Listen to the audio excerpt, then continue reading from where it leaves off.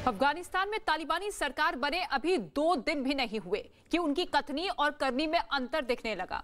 पंजशीर प्रांत में एनआरएफ के खिलाफ लड़ाई में पाकिस्तान के शामिल होने से गुस्साए अफगान नागरिकों को देश में अब कहीं भी विरोध प्रदर्शन करने पर तालिबानी सरकार ने प्रतिबंध लगा दिया है। देश भर में हो रहे विरोध से डरे तालिबान ने कहा है कि अब विरोध प्रदर्शन करने के लिए 24 घंटे पहले सरकार से अनुमति लेनी होगी। इसके साथ ही विरोध प्रदर्शन का मकसद, नारे, जगह, समय और प्रदर्शन से जुड़ी हर बात सुरक्षा एजेंसियों को बतानी होगी।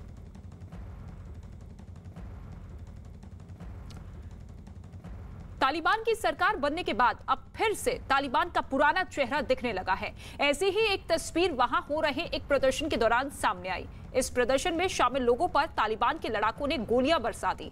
इस फायरिंग की वजह से प्रदर्शन में शामिल एक आदमी बुरी तरह से घायल हो गया। सड़क किनारे पड़े इस आदमी को उसके साथी उठाकर वहां से ले जाते हुए दिखाई दिए। तो आप देखिए किस तरीके से प्रदर्शनकारियों पर तालिबान की ये गोलीबारी लगातार जारी है। प्रदर्शन को कुचलने में लगातार तालिबान जुटा हुआ है और इसी फायरिंग में एक शख्स घायल भी हुआ है, जिसे उठाते हुए वहां के लोग नजर आ रहे हैं। दूसरी ही तरफ उन तमाम प्रदर्शनों पर प्रतिबंध तालिबान की सरकार ने लगा दिया है कि अगर आपको कोई प्रदर्शन करना है तो उससे जुड़ी हर एक जानकारी आपको सरकार को देनी होगी, एजेंसियों को देनी होगी, ताकि सुरक्षा के लिहाज से हम कदम उठा सके। लेकिन दूसरी ही तरफ उन लोगों की आवाज दबाने की पूरी कोशिश तालिबान सरकार की तरफ से की जा रही है। अभी 2 दिन का भी वक्त पूरा नहीं हुआ है सरकार के गठन को लेकर, लेकिन उसके बाद किस तरीके से क्रूरता भरी ये तस्वीरें सामने आ रही है वो देखिए।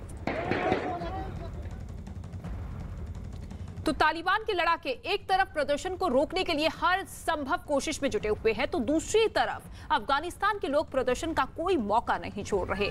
बड़े लोगों के साथ साथ अब बच्चों ने भी प्रदर्शन शुरू कर दिया है। अफगानिस्तान से सामने आई कुछ तस्वीरों में कई बच्चे हाथों पर प्ले कार्ड लेकर प्रदर्शन करते हुए दिखे। इन बच्चों ने आम लोगों को शांति से रहने की मांग करते हुए जमकर नारेबाजी की। साथ ही देश के विकास के लिए उन्हें अच्छी शिक्षा देने की भी मांग की। तो अब आम लोगों के साथ साथ बच्चे भी सड़कों पर उतरते हुए नजर आए अपनी मांगों को लेकर। और अब आपको 2 तस्वीरें दिखाते हैं अफगानिस्तान से जुड़ी हुई। ये 2 तस्वीरें जरा देखिए। एक तरफ तालिबान वहां हो रहे प्रदर्शन को कुचलने के लिए हर कोशिश करता हुआ दिखाई दे रहा है। यहां तक कि अपने ही देश के नागरिकों पर गोलियां बरसाने से भी तालिबान के आतंकी पीछे नहीं हट रहे। तो दूसरी तरफ अफगान बच्चों का हौसला देखिए। तालिबान के तमाम अत्याचारी से निडर ये बच्चे शांति की मांग करते हुए सड़कों पर उतरकर इसी तरह से प्रदर्शन करते हुए दिखाई दिए। अफगानिस्तान में सरकार बनते ही तालिबान का पत्रकारों और इसके साथ ही महिलाओं पर अत्याचार शुरू हो गया है। काबुल के एक दैनिक समाचार पत्र एट्रिया ट्रोज के मुताबिक तालिबान ने 5 पत्रकारों को गिरफ्तार कर उनमें से 4 को टॉर्चर किया, जिसका एक वीडियो भी सामने आया। इसके अलावा समान अधिकार के लिए प्रदर्शन करती महिलाओं के साथ भी बदसलूकी और बर्बरता की ये तस्वीर और वीडियो भी अफगानिस्तान से ही सामने आया है। तो आप ये देखिए, एक तरफ उन पत्रकारों को हिरासत में लिया गया, उन्हें बदसलूकी से पीटा गया, जो कि लगातार वहां की तस्वीर, वहां की खबर को कवर कर रहे थे। और ये तस्वीर जब ये महिला सड़क से गुजर रही थी तो इस महिला को किस तरीके से पीछे से डंडा मारा जा रहा है, उसके साथ मारपीट की गई और हर किसी को इसी तरीके से परेशान किया जा रहा है। जानलेवा हमला तक वहां के लड़ाके करते हुए दिखाई दे रहे हैं।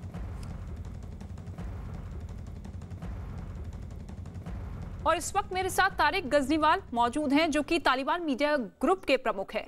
सर, स्वागत है आपका न्यूज़ 18 इंडिया पर। सबसे पहले सवाल मेरा यही है कि अफगानिस्तान में इस वक्त क्या हालात हैं?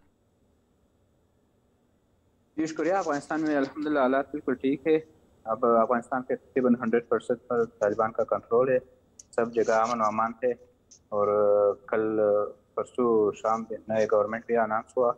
सब सही चल रहा है, मतलब कोई खास बात नहीं है। लेकिन सर, हमने देखा बहुत सी ऐसी तस्वीरें सामने आई है जिनमें प्रदर्शनकारियों पर फायरिंग हुई है, गोलीबारी हुई है।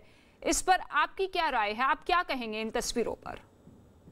जी, कल और परसों कुछ लोग थे, वो चाह रहे थे कि एयरपोर्ट से कुछ मेहमान आ रहे थे बैरून मुल्क से, उसका रास्ता बंद कर ले। तो हमारा सिक्योरिटी फोर्स जो है वो मजबूर हो गया, कुछ हवाई फायरिंग हुआ है, ये सच है, ये मानो हुआ था। तारिक जी, आपको उम्मीद है कि तालिबान सरकार का गठन जो हुआ है, दावे तो ये किए जा रहे हैं कि देखिए हर तबके को साथ लेकर चलेंगे, किसी भी देश को घबराने की जरूरत नहीं है, डरने की जरूरत नहीं है, क्या वाकई ऐसा होगा? क्योंकि जो तस्वीर सामने आ रही है वो कुछ और ही बयां कर रही है कि 20 साल पहले जो तालिबान का शासन था वही होगा। नहीं, बिल्कुल ऐसा ही नहीं है। अभी बिल्कुल अक्सर ममालिक के साथ भी हमारा जो है रास्ता सही चल रहा है, मीटिंगें हो रहा है, और यहाँ जो अभी कैबिनेट जो है रखेंगे, और कुछ लोग जो है बाद में आ जाएगा। अभी भी तकरीबन हर कौम के मतलब लोग है कैबिनेट में, मतलब ऐसा कोई खास बात नहीं है कि किसको तशवीश नहीं होना चाहिए। अफगानिस्तान मतलब मुकम्मल सिक्योर होगा, किसी को अफगानिस्तान से कोई खतरा नहीं होगा, अफगानिस्तान के सरजमीन के खिलाफ इस्तेमाल नहीं किया जाएगा। लेकिन महिलाओं के अधिकार भी अब छीने जा रहे हैं, खेल से दूर कर दिया गया है महिलाओं को, इसके साथ ही अब पर्दे के अंदर अब पढ़ाई करने को मजबूर हो रही हैं महिलाएं। नहीं, ये अभी तक फैसला नहीं हुआ। कुछ लोगों का खास अपने यूनिवर्सिटी में कुछ ऐसा प्रोग्राम बनाया था, वो भी किसी और के वहाँ पर, लेकिन मतलब कोई खास बात नहीं है। मैंने कल भी एक शो में कहा कि अफगानिस्तान का जो भी औरतें है, अफगानिस्तान का आवाम है, वो 99.9% जो है वो मुस्लिम है, और वो सब पर्दा कर रहा है। अगर आपको किसको भी कह दे या ना कह दे, वो पर्दा कर रहा है। अभी कल परसों जो प्रोटेस्ट हुआ था उसमें आप देख सकते हैं कि सब बापर्दा औरत थे, कुछ खास मसला नहीं है। तालीम भी के लिए भी मतलब अलग इंतजाम हो रहा है, मतलब वो पॉलिसी बन रहा है, पॉलिसी के बाद सब वाज़ेह हो जाएगा। लेकिन सरकार में जिन जिन चेहरों को शामिल किया गया है, जिन जिन को बड़े बड़े पदों पर रखा गया है, चाहे वो रक्षा मंत्री का पद हो, गृह मंत्री का पद हो, उन लोगों को रखा गया है जो कि आतंकियों की पहचान रखा करते हैं। ये जो है मतलब अभी 20-25 साल से हमारे खिलाफ जो प्रोपेगेंडा हुआ है, इसमें इसको ऐसा तारुफ हुआ है, वरना ये तो सब अपने मुल्क की आज़ादी के लिए लड़ रहा था। किसी हमले, तुरस्ती हमले में या अफगानिस्तान के बाहर किसी कार्रवाई में कोई भी मुलवस नहीं है। वो अफगानिस्तान में अफगानिस्तान की आज़ादी के लिए लड़ रहा था, और अफगानिस्तान आज़ाद हो गया, और यही लोगों ने आज़ाद किया, यही हमारे कमांडर थे, यही हमारा बड़े थे। तो कुछ खास ऐसा कोई बात नहीं है जो मतलब मीडिया में जो प्रोपेगेंडा हो रहा था अरब ममालिक के थ्रू, अभी अक्सर ममालिक ने या इंडिया के चैनल पर भी वही मालूमात वो फराहम कर रहे हैं। मतलब मेरे ख्याल में इंडिया का अभी अफगानिस्तान में कोई रिपोर्टर नहीं, कोई जर्नलिस्ट नहीं को वो अफगानिस्तान का असली चेहरा दुनिया को पेश करे या इंडिया के लोगों को पेश करे। लेकिन तारिक जी, कुछ पत्रकारों को गिरफ्तार भी कर लिया गया है तालिबान के लड़ाकों की तरफ से, जो कि लगातार वहां की तस्वीर दिखा रहे थे, बता रहे थे कि किस तरीके से वहां पर गोलीबारी हो रही है। हाँ, ये देखो, अभी तो आपको मालूम है कि मीडिया में एक भी बना भी सकता है, और गिरफ्तारी भी सच है। मैंने कहा कि कुछ मेहमान आ रहे थे, कतर, अमारात और दुबई से, तुर्की से, उसका रास्ता उन्होंने रोका हुआ था। सिक्योरिटी फोर्सेस मजबूर हो गए कि रास्ते से उनको हटा दिया, और ये जो है फायरिंग, हवाई फायरिंग शुरू में हुआ था बहुत कम, बाकी सब जो है मेरे ख्याल में ऐसा वीडियो एडिटिंग हुए थे, मतलब फोटोशॉप कर रहा है। तो आप ये मान रहे हैं जो तमाम तरह की तस्वीरें सामने आ रही है, जो कि चश्मदीद मौजूद है, जो कि बता रहे हैं कि वहां के जो तालिबान के लड़ाके हैं किस तरीके से उन पर जुल्म ढा रहे हैं, ऐसा कुछ भी नहीं है? नहीं, मतलब जुल्म बिल्कुल भी नहीं हुआ। और अक्सर आपको पता होगा कि यहाँ तकरीबन 20 सालों में ऐसा फिल्में भी बनाए गए हैं काबुल की सड़कों पर, वहाँ तालिबान बिल्कुल मौजूद नहीं थे, लेकिन तालिबान जैसा वो लोगों ने बनाया, वो मतलब लोगों को मार रहा है, या और कोई ऐसा अक्सर ऐसा काम कर रहा है कि वो अक्सर मतलब तालिबान में नहीं होता, वो फिल्मों के लिए बनाया हुआ है। अभी वो फिल्मी साहने जो है वो इस्तेमाल हुआ है। अभी परसों आपने को याद होगा कि इंडिया के टीवी ने एक गेम का सहना था, वीडियो गेम का, वो उन्होंने मतलब मीडिया में नशर किया कि ये पाकिस्तानी लड़ाका तैयार है, अफगानिस्तान में गोलीबारी कर रहा है। मतलब सब प्रोपेगेंडा है, और प्रोपेगेंडा इसलिए हो रहा है कि इंडिया का अफगानिस्तान में कोई जर्नलिस्ट नहीं, कोई रिपोर्टर नहीं है, इंडिया का कोई डिप्लोमेट यहाँ पर नहीं है, तो वो जो भी सुन रहा है या वो जो भी पेश कर रहा है वो अरबी मीडिया से मुतासिर है। तो लेकिन लोग तो वहां की मानने को तैयार ही नहीं है, इस सरकार का खंडन कर रहे हैं, और पंजशीर में तो लोग यही कह रहे हैं कि इसी सरकार के समानांतर हम अपनी सरकार चलाएंगे। देखो ये यार मुल्क में ऐसा हो रहा है कुछ, उसको 20-25 साल से अफगानिस्तान को लूट रहा था, अभी उसको वो चीज़ नहीं मिल रहा है। अगर आपको पिछले साल यही 9 अगस्त और 8 अगस्त आपको याद है, या काबुल में वो मार्च कर रहे थे, लोगों के दुकानों को मतलब बंद कर रहे थे, मार्केटें बाजार सब बंद थे इसी दिन पर, इसलिए कि उन्होंने कहा कि हमारा ये शहीद का दिन है मशा मसूद का। अभी आज आप देख ले काबुल में सब अमन है, कुछ भी नहीं है। उसको वो जो चाह रहे थे वो नहीं मिल रहा है, और उसको अभी अफगानिस्तान की 1% सरजमीन पर कंट्रोल नहीं है। तो ये बातें वो हो रहा है, लेकिन मीडिया में असल ज़मीनी हक़ ऐसे नहीं। सर, आप खुद मीडिया ग्रुप के प्रमुख हैं, आप मुझे ये बताइए कि अफगानिस्तान की जनता का भविष्य आप किस ओर जाता हुआ देख रहे हैं? जो अभी हालात चल रहा है दुनिया के साथ, रवाबित जो है अफगानिस्तान का, अभी दुनिया के बड़े सुपर ताकतों जो है, चाइना है, रशिया है, खुद यूएसए है, और पड़ोसी मालिक है, वो बहुत अच्छा चल रहा है। अफगानिस्तान के लोग भी बहुत खुश है। तो यहाँ से हम देख सकते हैं कि इंशाल्लाह आइंदा में भी हालात बहुत अच्छे चल जाएगा, अफगानिस्तान एक पुरअमन मुल्क बन जाएगा, और मतलब दोस्त मालिक के साथ उसका रवाबित अच्छा हो जाएगा, और अफगानिस्तान की सरजमीन किसी के खिलाफ इस्तेमाल नहीं होगा। और दूसरा बात ये है जो मैं कहना चाहता हूँ कि किसी को इजाज़त भी नहीं होगा कि वो अफगानिस्तान की सरजमीन का इस्तेमाल करे या अफगानिस्तान के पॉलिसी में कुछ दखल अंदाजी करे। नहीं, मुझे ये बताइए कि जब एक के बाद एक अधिकार छीने जा रहे हैं, उन पर लाठियां बरसाई जा रही हैं, गोलियां चल रही है, तो ऐसे में आप क्यों मानकर चल रहे हैं कि अच्छा होगा सबका? क्या अच्छा होगा? देखो ये प्रोटेस्ट जो है दुनिया के हर मुल्क में हो रहा है, दुनिया के सब शहरों में हो रहा है, और वो जो है अगर आपको असली वीडियो आप देख ले, उसमें तकरीबन औरतों की तादाद 20 से ज़्यादा नहीं थे, लोगों के शायद 100-200 तक होगा। लेकिन ये तो अफगानिस्तान के 34 मिलियन आबादी में ये 200-300 लोग का कुछ सब ऐसा अहमियत नहीं, हम नहीं दे सकते कि उसके लोगों का वो भी बेरुनिमा पर जो कर रहा है उसको हम हालात ऐसा करें कि हालात सही नहीं है या लोग पकड़ रहे हैं। मतलब ये सिचुएशन है, जो भी अपने लॉ एंड कंट्रोल को चैलेंज कर रहा है उसको पकड़ना और रास्ते से हटाना तो जरूरी है।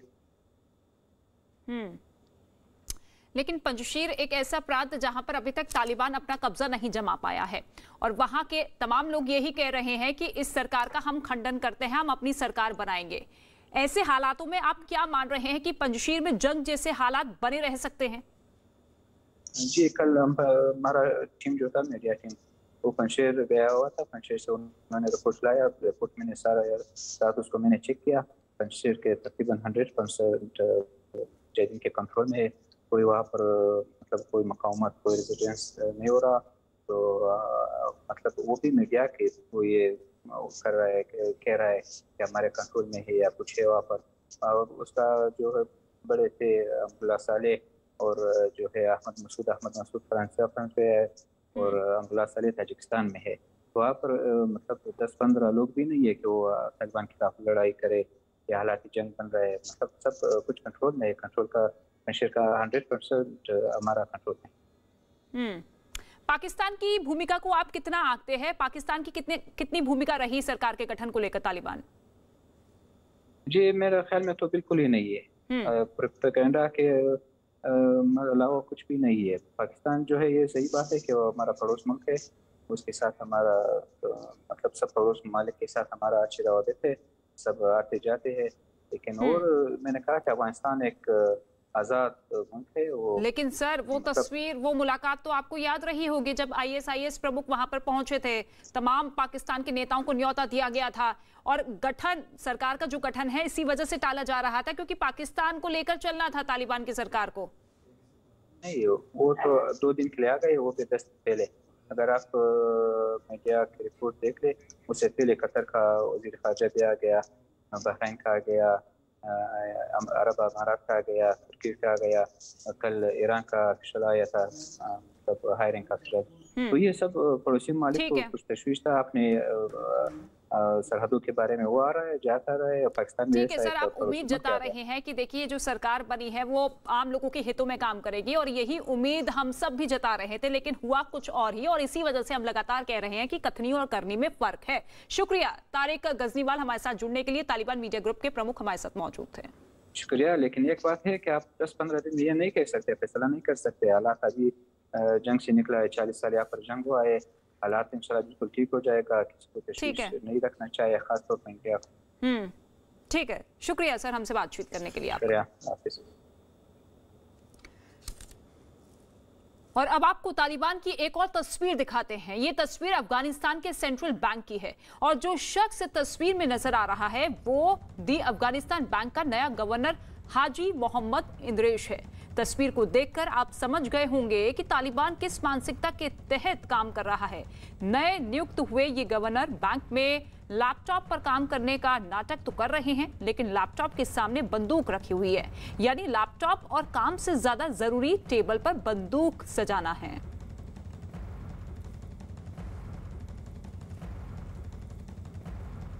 अफगानिस्तान में नई सरकार बनने के बाद भारत और रूस के एनएसए के बीच बैठक हुई। दिल्ली में हुई इस बैठक में एनएसए अजीत डोभाल ने रूस के एनएसए से इन मुद्दों पर विस्तार से चर्चा की। दोनों पक्षों ने अफगानिस्तान के हालात पर चिंता जताई और आतंकवाद के साथ ही अफगानिस्तान की सीमाओं के पार तस्करी के मुद्दे पर भी बात की। इस बातचीत के दौरान भारत की तरफ से अफगानिस्तान में हिंदुओं और सिखों समेत अल्पसंख्यकों की सुरक्षा का मुद्दा भी उठाया गया। भारत ने रूस के एनएसए के सामने आतंकवादी समूह के साथ पाकिस्तान के संबंधों पर भी चर्चा की। और अफगानिस्तान में तालिबान की सरकार बनने के बाद पूर्व राष्ट्रपति अशरफ गनी ने एक बयान जारी कर देश के लोगों से माफी मांगी है। उन्होंने एक दिन पहले एक बयान जारी कर कहा कि काबुल छोड़ना उनके लिए जीवन का सबसे मुश्किल फैसला था। इसके साथ ही उन्होंने कहा कि गोलियों को शांत करने और काबुल के 60 लाख लोगों को बचाने के लिए उनके पास एक ही रास्ता था।